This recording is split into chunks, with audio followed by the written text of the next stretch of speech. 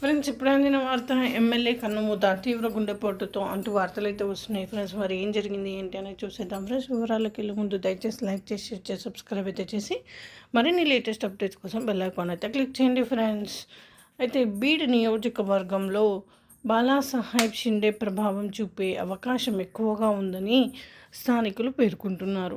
అయితే ఎన్నికల వేళ ఏదైనా నియోజకవర్గం నుంచి పోటీ చేస్తున్న అభ్యర్థి అకస్మాత్తుగా మరణిస్తే ప్రాతినిధ్య చట్టం 1951లోని సెక్షన్ 52 ప్రకారం సంబంధిత నియోజకవర్గంలో ఓటింగ్ను వాయిదా వేసే అవకాశం ఉంటుంది.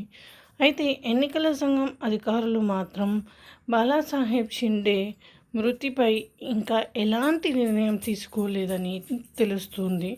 మరోవైపు సాయంత్రం 5 గంటల వరకు మహారాష్ట్ర అసెంబ్లీ ఎన్నికల్లో కేవలం 58.22% ఓటింగ్ మాత్రమే నమోదైంది.